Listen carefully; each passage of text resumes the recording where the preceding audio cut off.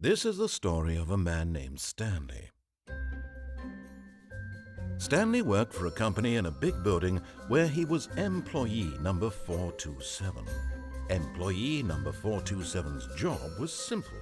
He sat at his desk in room 427 and he pushed buttons on a keyboard. Orders came to him through a monitor on his desk, telling him what buttons to push, how long to push them, and in what order. This is what employee 427 did every day of every month of every year. And although others might have considered it soul-rending, Stanley relished every moment that the orders came in, as though he had been made exactly for this job. And Stanley was happy. And then one day, something very peculiar happened. Something that would forever change Stanley. Something he would never quite forget. He had been at his desk for nearly an hour when he realized that not one single order had arrived on the monitor for him to follow. No one had showed up to give him instructions, call a meeting, or even say hi. Never in all his years at the company had this happened, this complete isolation. Something was very clearly wrong. Shocked, frozen solid, Stanley found himself unable to move for the longest time. But as he came to his wits and regained his senses, he got up from his desk and stepped out of his office.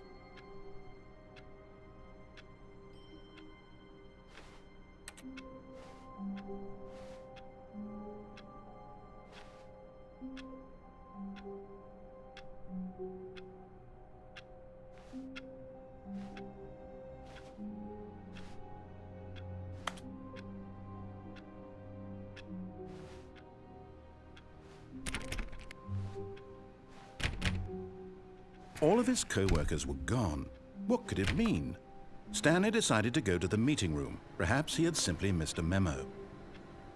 No matter how hard Stanley looked, he couldn't find a trace of his co-workers.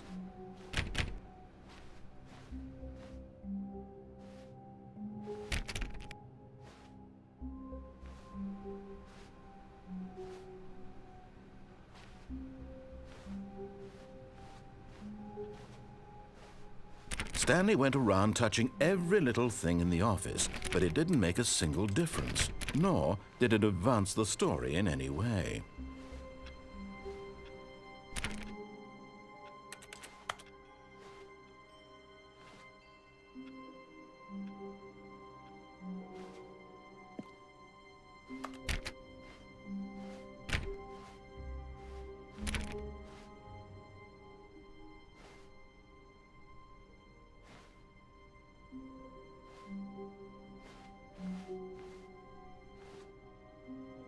When Stanley came to a set of 2 open doors, he entered the door on his left. This was not the correct way to the meeting room, and Stanley knew it perfectly well. Perhaps he wanted to stop by the employee lounge first, just to admire it.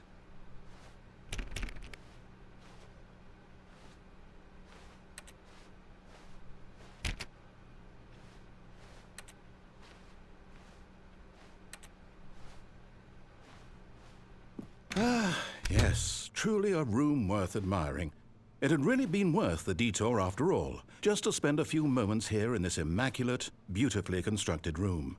Stanley simply stood here, drinking it all in.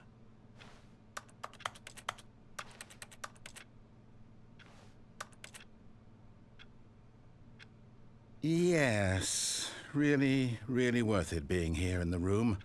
A room so utterly captivating that even though all your co-workers have mysteriously vanished, here you sit looking at these chairs and some paintings. Really worth it. But eager to get back to business, Stanley took the first open door on his left.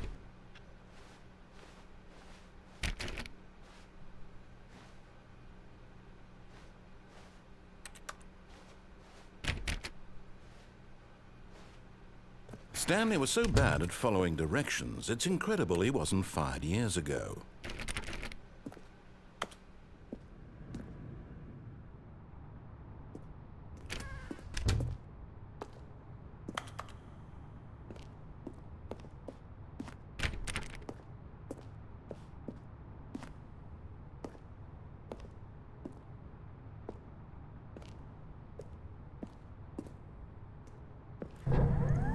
Look, Stanley, I think perhaps we've gotten off on the wrong foot here. I'm not your enemy, really, I'm not. I realize that investing your trust in someone else can be difficult, but the fact is that the story has been about nothing but you all this time. There's someone you've been neglecting, Stanley. Someone you've forgotten about. Please, stop trying to make every decision by yourself. Now, I'm not asking for me, I'm asking for her. This is it, Stanley. Your chance to redeem yourself, to put your work aside, to let her back into your life. She's been waiting.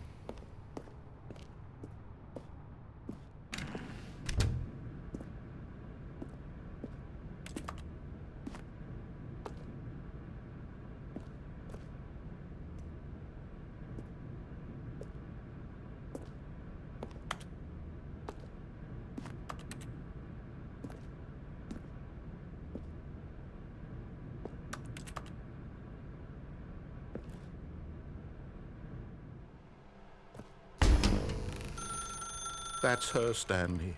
You need to be the one to do this, to reach out to her. If you can truly place your faith in another, then pick up the phone.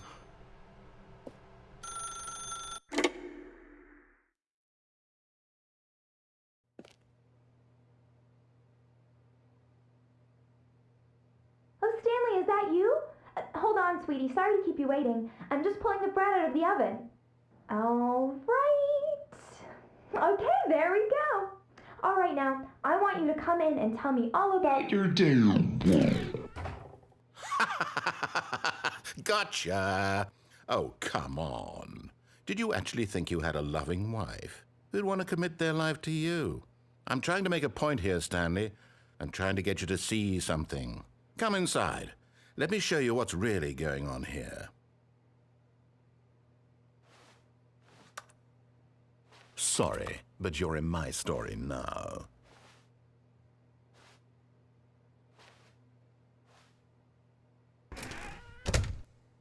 This is a very sad story about the death of a man named Stanley.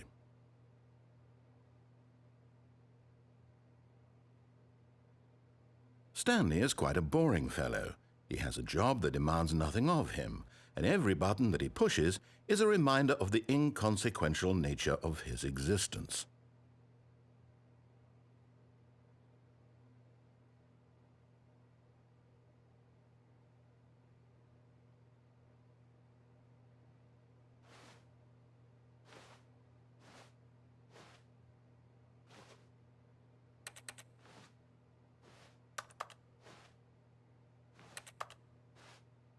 Look at him there, pushing buttons, doing exactly what he's told to do.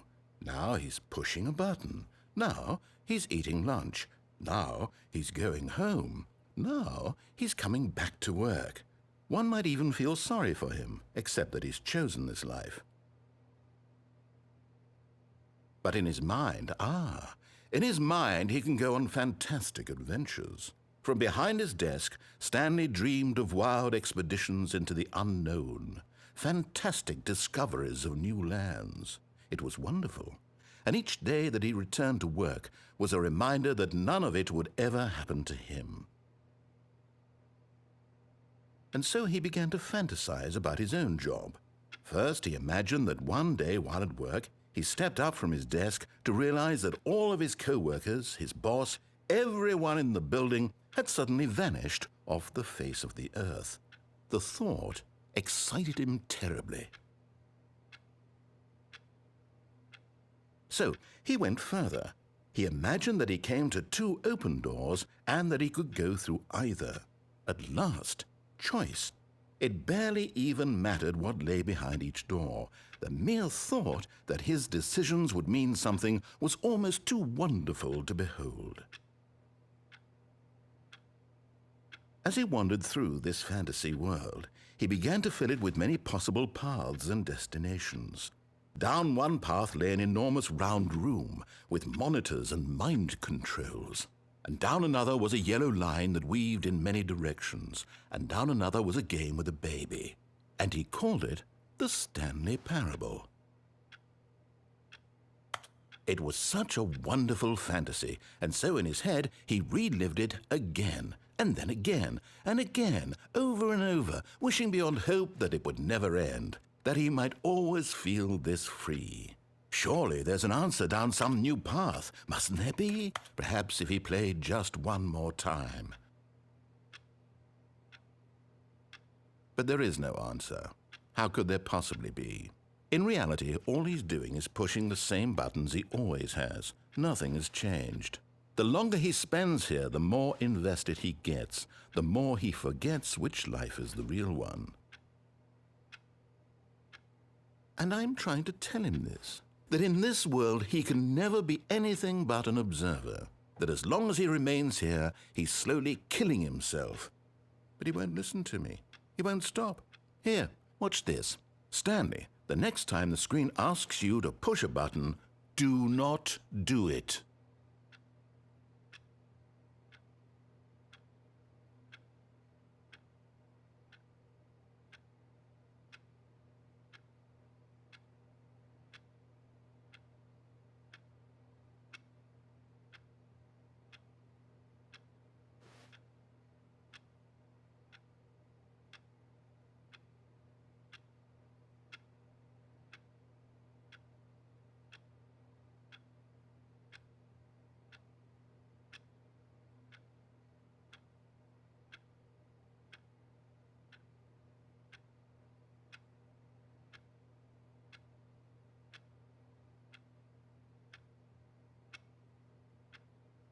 You see? Can he just not hear me? How can I tell him in a way that he'll understand that every second he remains here, he's electing to kill himself? How can I get him to see what I see? How can I make him look at himself? I suppose I can't, not in the way I want him to.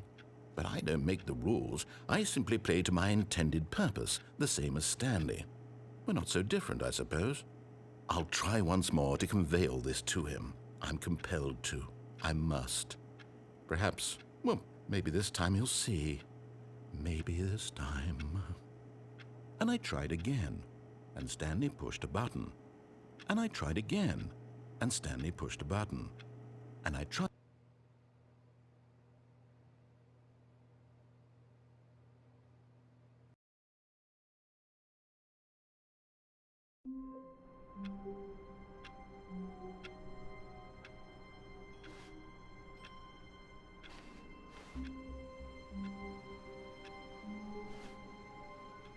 All of his co-workers were gone. What could it mean? Stanley decided to go to the meeting room. Perhaps he had simply missed a memo.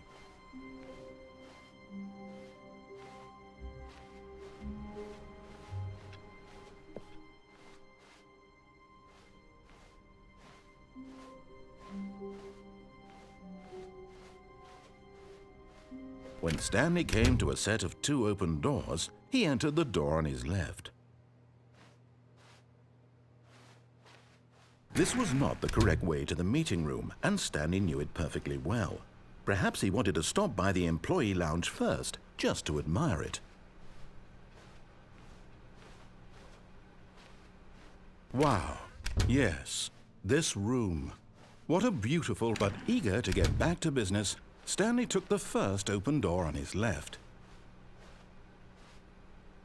And so he detoured through the maintenance section, walked straight ahead to the opposite door, and got back on track.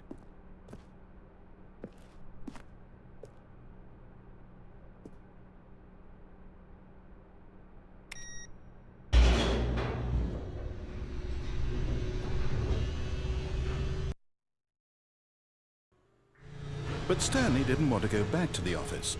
He wanted to wander about and get even further off track. So now in order to get back, he needed to go, from here it's, left.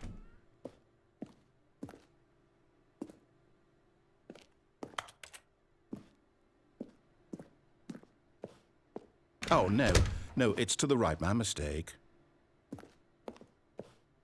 No, not the right. Why would I have ever said it was to the right? What was I thinking? It's clearly... Oh dear, would you hold on for a minute, please? Now, let's see. We went down, right, left, down, left, right. Yep, okay, yes. I've got it now. This story is absolutely, definitely this way.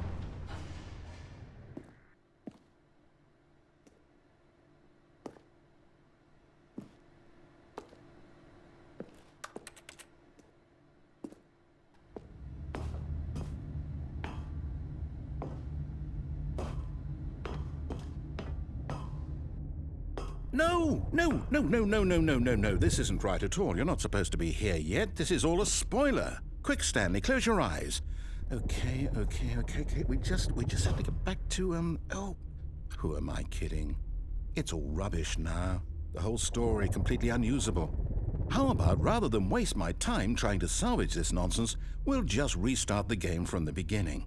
And this time, suppose we don't wander so far off track, Okay, from the top.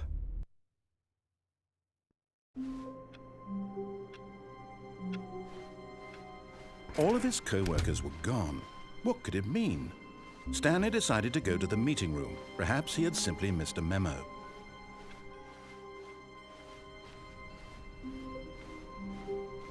When Stanley... Wait, what? No, I restarted. I swear, I definitely restarted the game over, completely fresh. Everything should be... Oh, did something change? Stanley, did you change anything when we were back in that room with all the monitors? Did you move the story somewhere or... Hold on. Why am I asking you? I'm the one who wrote the story. It was right here just a minute ago. I know for sure that it's here somewhere. Okay, then. It's an adventure. Come, Stanley. Let's find the story.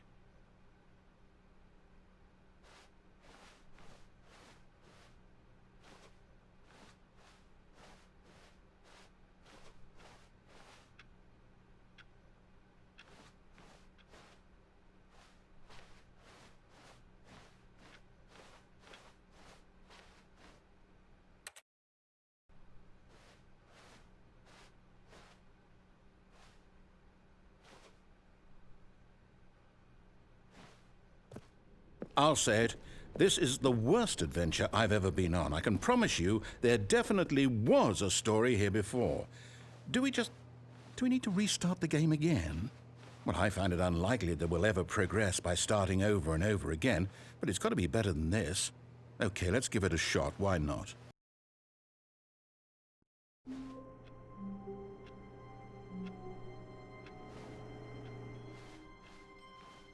All of his co-workers were gone. What could it mean? Stanley decided to go to the meeting room. Perhaps he had simply missed a memo.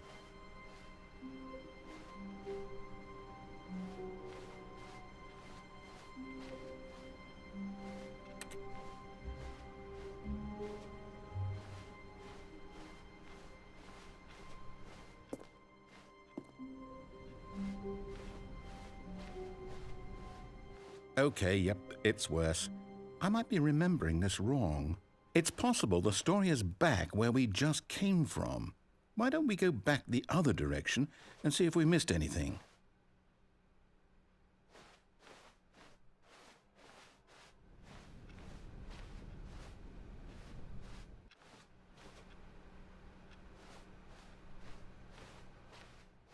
Aha! I knew we'd miss something. The story. Here it comes.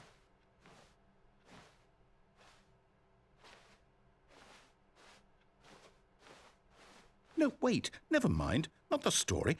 Okay, let's head back the other way and retrace our steps.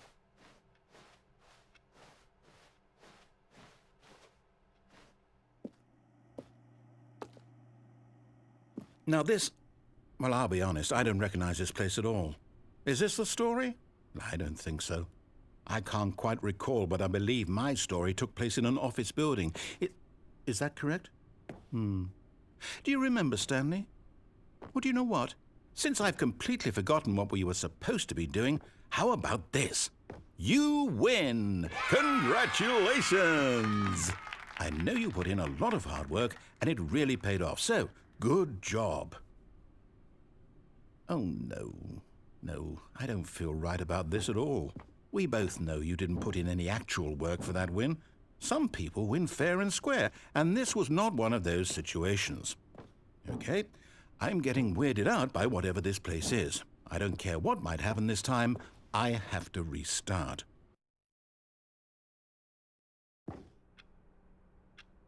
All right, I've got a solution. This time, to make sure we don't get lost, I've employed the help of the Stanley Parable Adventure Line. Just follow the line. How simple is that?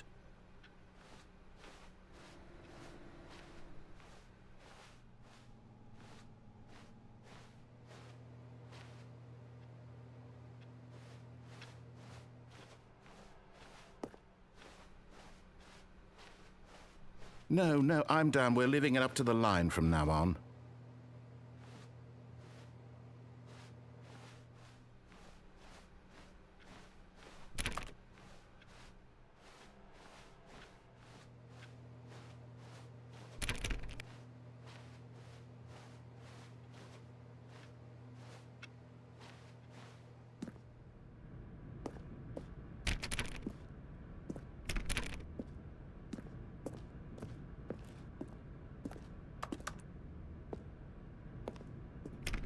You see?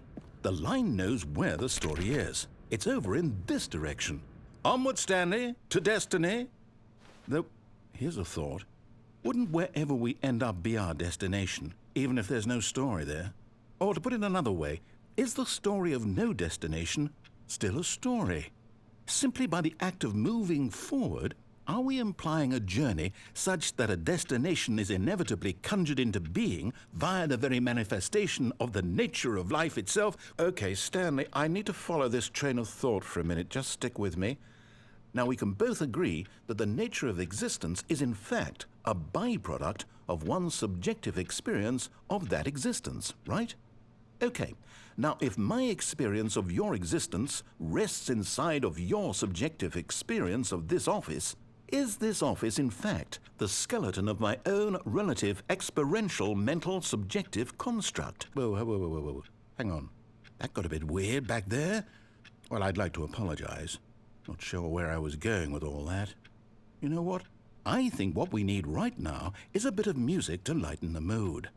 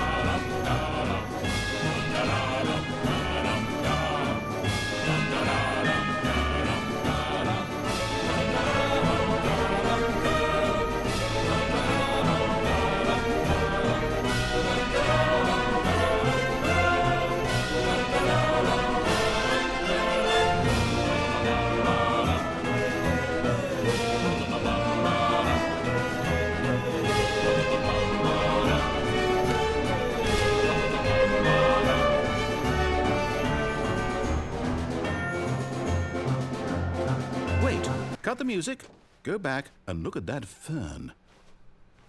Stanley, this fern will be very important later in the story. Make sure you study it closely and remember it carefully. You won't want to miss anything.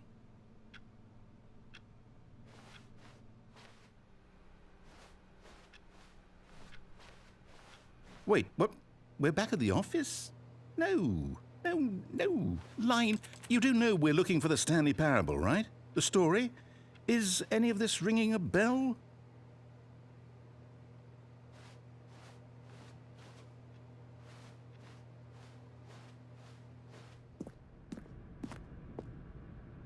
Oh, no, not again. Line, how could you have done this to us? And after we trusted you, after everything we've been through, you... Oh, I can't take this anymore. To hell with it. Restart.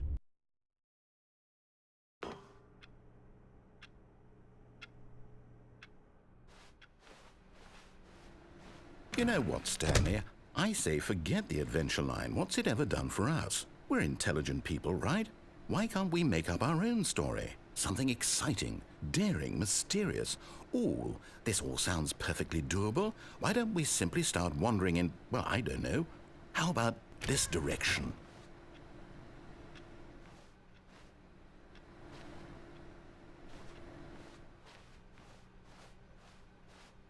Now, yes, this is exciting. Just me and Stanley forging a new path, a new story. Well, it could be anything. What do you want our story to be? Go wild. Use your imagination. Whatever it might be, Stanley, I'm ready for it.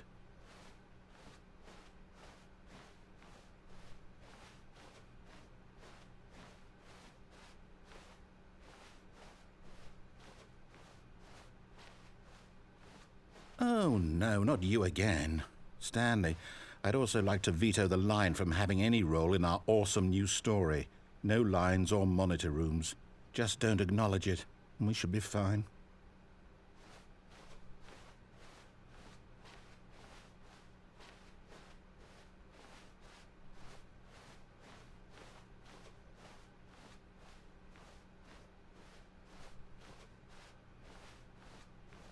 Ah, a choice. We get to make a decision. From here, the story is in our control. How important we mustn't squander the opportunity. In fact, I believe I need a minute to think here. Just walk in circles for a minute. Okay, so I know that each door has to lead somewhere, which means that somewhere at the place where we're trying to go, there must be a reverse door that leads here. And that in turn means that our destination corresponds with the counter-inverted reverse door's origin. So starting from the right, let us ask, will taking the right door lead us to where we're going? And since the answer is clearly yes, then by all accounts, the door on the right is the correct one. Another victory for logic. Come, Stanley, our destiny awaits.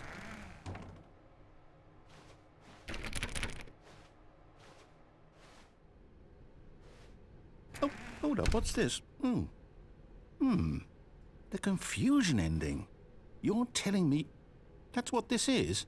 It's all one giant ending? And we're supposed to restart the game, what, eight times? That's really how all this goes? It's all determined? So now, according to the schedule, I restart again. Then what? Am I just supposed to forget? Well, what if I don't want to forget? My mind goes blank simply because it's written here on this thing, wall.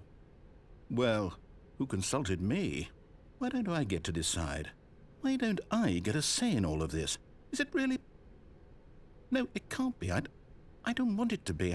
I don't want the game to keep restarting. I don't want to forget what's going on.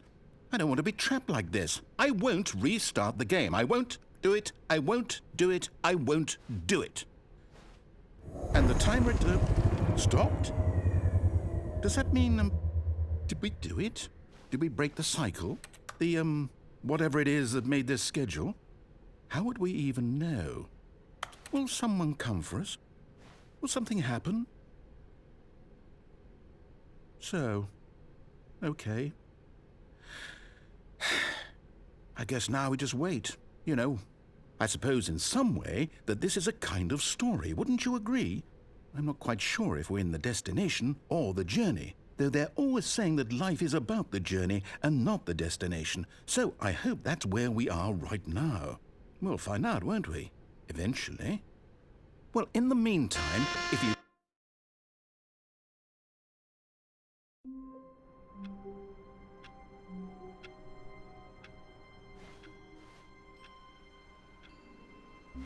All of his co-workers were gone.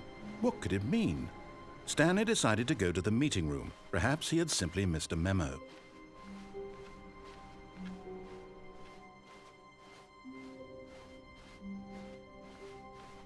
When Stanley came to a set of 2 open doors, he entered the door on his left.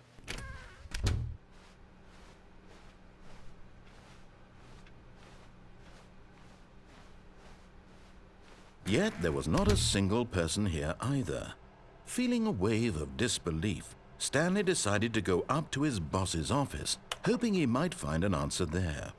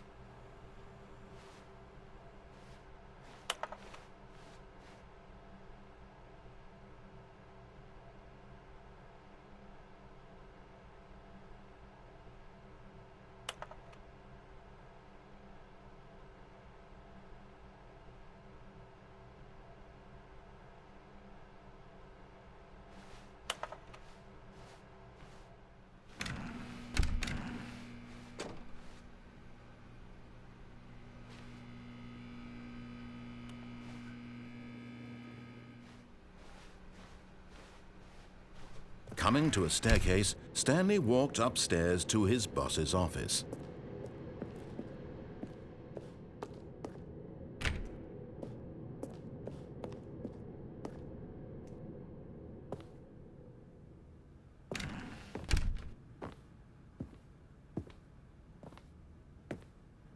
Stepping into his manager's office, Stanley was once again stunned to discover not an indication of any human life. Shocked, unraveled, Stanley wondered in disbelief who orchestrated this, what dark secret was being held from him. What he could not have known was that the keypad behind the boss's desk guarded the terrible truth that his boss had been keeping from him, and so the boss had assigned it an extra secret PIN number, 2845. But of course, Stanley couldn't possibly have known this. Yet incredibly, by simply pushing random buttons on the keypad, Stanley happened to input the correct code by sheer luck. Amazing. He stepped into the newly opened passageway.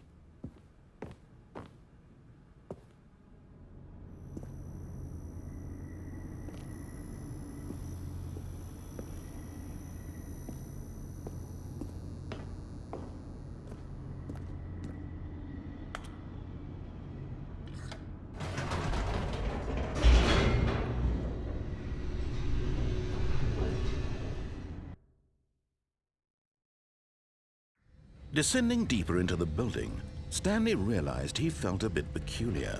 It was a stirring of emotion in his chest, as though he felt more free to think for himself, to question the nature of his job. Why did he feel this now, when for years it had never occurred to him? This question would not go unanswered for long.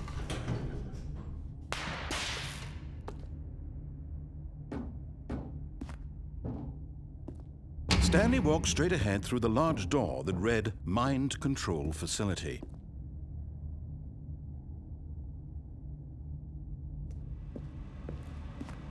Although this passageway had the word Escape written on it, the truth was that at the end of this hall, Stanley would meet his violent death. But of course, Stanley thought better of it and realized he simply had too much to live for.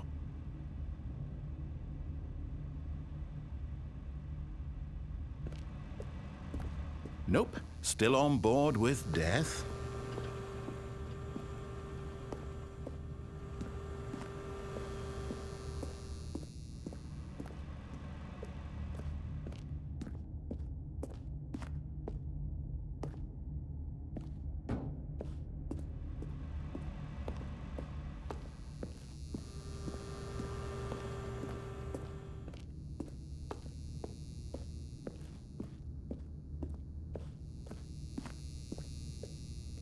The door behind him was not shut. Stanley still had every opportunity to turn around and get back on track. At this point, Stanley was making a conscious, concerted effort to walk forward and willingly confront his death.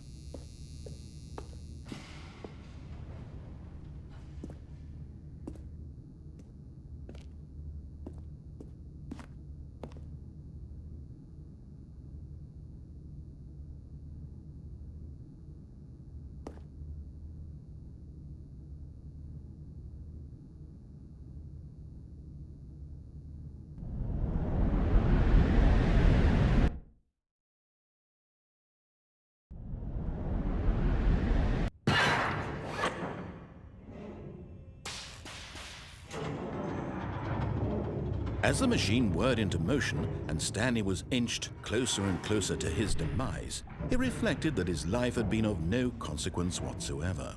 Stanley can't see the bigger picture. He doesn't know the real story, trapped forever in his narrow vision of what this world is. Perhaps his death was of no great loss, like plucking the eyeballs from a blind man. And so he resigned and willingly accepted this violent end to his brief and shallow life. Farewell, Stanley.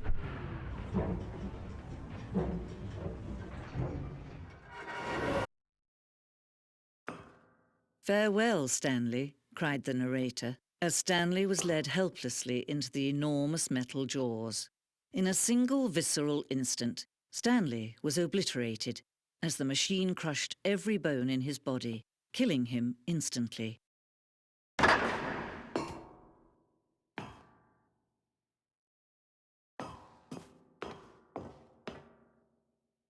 And yet it would be just a few minutes before Stanley would restart the game, back in his office, as alive as ever.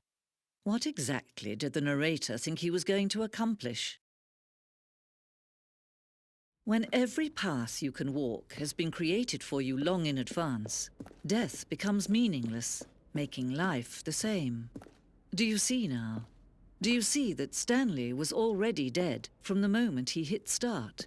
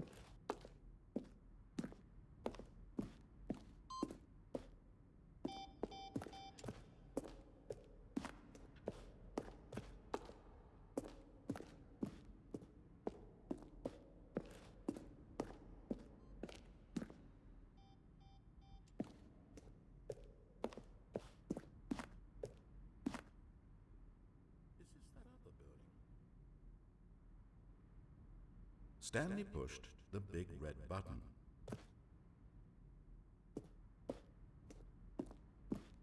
Now look closely, Stanley.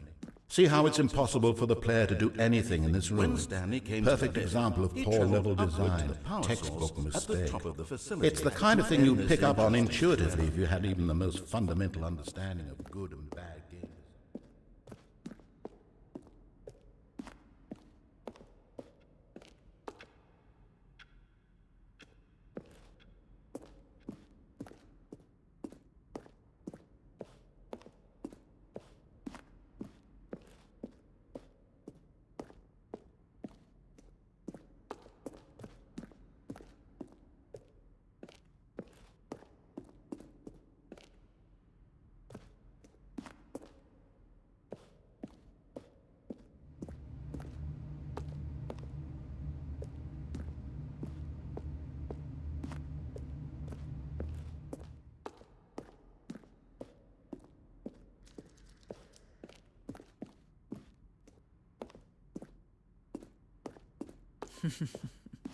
Oh, look at these two. How they wish to destroy one another. How they wish to control one another. How they both wish to be free. Can you see? Can you see how much they need one another? No, perhaps not. Sometimes these things cannot be seen. But listen to me. You can still save these two. You can stop the program before they both fail. Turn off your PlayStation. There's no other way to beat this game. As long as you move forward, you'll be walking someone else's path. Stop now and it'll be your only true choice. Whatever you do, choose it. Don't let time choose for you. Don't let...